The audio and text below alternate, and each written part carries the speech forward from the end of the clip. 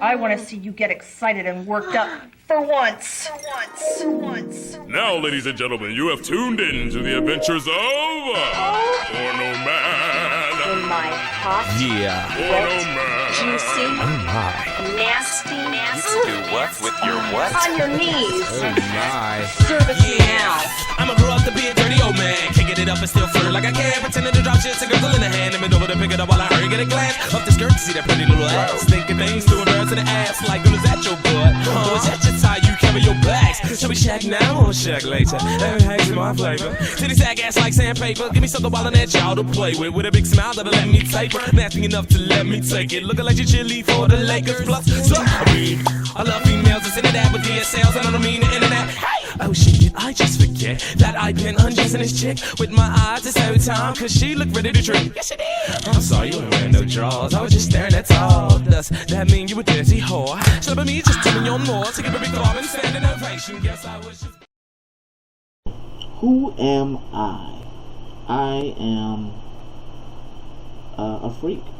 I am somebody who's done a variety of things over the years, and I've been very fortunate to do a lot of things that some people still dream about.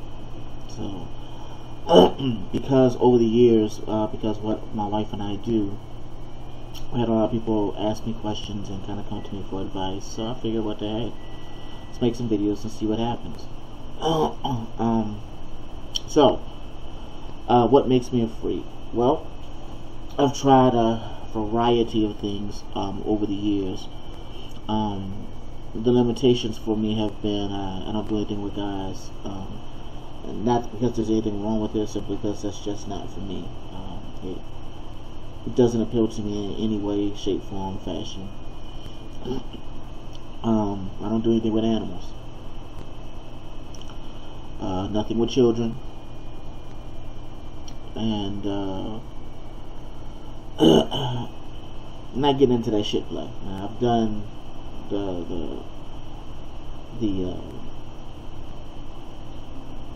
wet, pee games and crap like that, but definitely not doing that. The number twos. So my wife and I are swingers. We have another channel that we do together as well. Talking about relationships and so forth from a couple's perspective, especially one in the lifestyle. This channel is just me talking about men stuff and me sharing some of the things that I like, movies, games, stuff like that.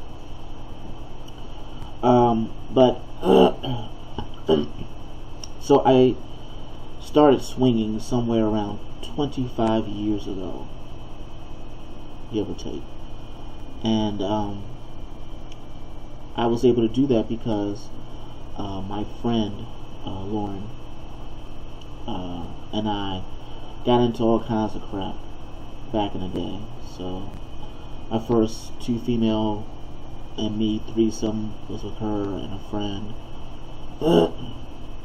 I got to this type of thinking fairly early.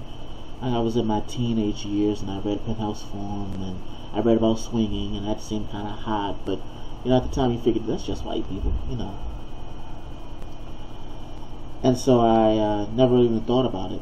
But later on, as I got into my 20s, as I started, I turned 19, 20. My friends and I, what was common back in the neighborhood is, guys would try to find one girl who seemed to be down, and they would kind of run trains on them or do all kinds of variety of things. But then these guys would, most guys for that matter, consider that girl not worthy of being friends with or in a relationship with. They consider them damaged goods. I, on the other hand, never thought that way. I thought they were golden. Why would you not want to be with a chick who did everything you asked and then, bought friends? That made no sense to me. Why all of a sudden this girl wasn't worth anything? So what if she's had a pass? I've got a pass. Yippee. But, you know, obviously my thinking was in a minority. I didn't know too many other people who thought like I did. But, you know, my female friends who did those things were the ones I kept close. They say you can't turn a hoe into a housewife. I'm telling you that's bullshit. Yes, you can. Is every woman who is a hoe worthy of being a housewife? No, but every woman who isn't a hoe isn't worthy of being a housewife. So the fuck difference does that make? Plenty of them cheat too. So these are people who I've learned to trust over the years. I mean, with my money, my life, you know, they have my back. Way better than those good girls that you guys are out there freaking chasing around. But I digress. This is about how I got to where I am. So, my friend Lauren and I, you know, we doing our thing, and then I picked up another friend, Tina, who kind of fell into our laps because of my job. Also became a very good friend, and you know, between me, Lauren, Tina, and some of my male friends, you know, we had a lot of great times. You know, we used to play Dungeons and Dragons and other role-playing games. Sunday was a day for role-playing games and sex. That's pretty much what we did all day. We played role-playing games, take a break, have sex, have some food, go back to role-playing games, have some more sex later. You know, it's a beautiful day, beautiful thing. So as time went on, relationships didn't work out for a variety of different reasons, mostly being young and dumb about a variety of things. But still, you know, these people remained my friends, and I got in a relationship with somebody else, and she came up with this idea of because by this time we're online. You know, this is around the 99, 2000 time. And she said that you should make a group for swingers who are, you know, for thicker ladies, you know. So, if you don't already know, I like thick, curvy women. I would go bigger before I go smaller. And that's not to say I don't have an appreciation for smaller women. I've absolutely learned over the years to have one. But if all things are equal, I'm going to take the chick that's chubby versus the chick that's athletic. My preference. I mean, again, there's nothing wrong with the other women. They look great pictures. If you've seen any of my pages, you see that I have plenty of pictures of them. But sexually, that's where I'm at. So she came up with this idea, and it's called Voluptuous Cafe. And Voluptuous Cafe has been up and running now since 2000. She dropped out, moved, got married, because the lifestyle wasn't something for her long term, but it was for me. So during that time, I met my current wife, my only wife actually. Like I've been married more than once. I've only been married once, but I met her online, and we were just friends. One of the things that you guys tend to lose big is that you don't keep friends. You know, these females are good people to talk to, resource. You know, obviously, you know, there's the friends with benefits. They hook you up with their girls. I mean, like, y'all miss out big time by not doing that. You're like goofy. I know you're concerned that they're going to get crazy and get clingy and all that, but that's just some hard conversations you got to have. I mean, if they're still folks that are trying to be your friends, then those conversations aren't going to be but so bad. And if they aren't, then, you know, you're dealing with it as you have to deal with it. But anyway, so we were friends for years. We didn't actually end up getting together until beginning of 2005. We got married later that year, and now we've just celebrated 10 years of marriage. My wife is a fantastic woman for a variety of reasons, and that's not putting down some of the other women I've been with, because they were all very good in their way, but she ends up being probably what I needed most. Someone who had my back but wasn't afraid to, when need to say, you're probably wrong on that and you need to slow your roll. She gives me the freedom to pretty much do whatever I want. So I mean, literally, I could have sex with probably anybody, and I don't even have to tell her first. I can tell her afterwards. I mean, I'm a very blessed man.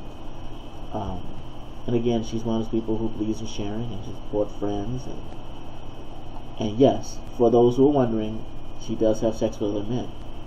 I know that's going to mess with a lot of y'all, but the reality is that sharing is caring. You got to be open to her getting her thing on as well as you getting yours on. I mean, now that doesn't work for everybody. And there's some relationships where the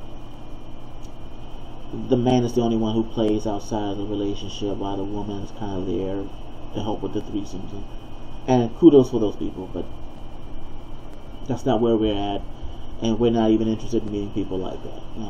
It's full swap or nothing for us. But anyway, for those kinds of terms and everything, you should check out our other channel, because we got definitions that will explain all that. But so yeah, I've been in situations where threesomes, foursomes, us and another couple, moresomes, us several couples, orgies, and I've done a variety of things.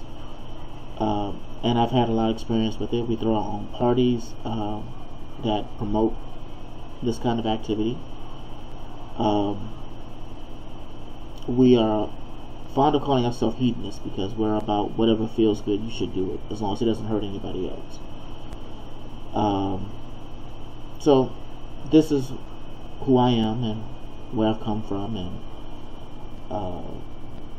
if you got anything that you want to hear more detail about, by all means, contact me and tell me what you want to hear, and I'll make a video about it. My contact information is below, and I guess I'll see y'all later. Bye. Does that mean you a dirty whore? Shoving me, just tell me you're more. To give a big arm and stand an ovation. Guess I was just born to porn. Let me ask you something, baby. Smack my ass. Do I make you horny? Smack my ass like you mean it. Do I? Yeah! Well, the scenario, and can she go? Jenny Jane the song, I love a girl that swallows. That Heather had the answer. Yes, yes, a bunch of mama said I'm too young. Need a porn as a lone boy, now corrupt.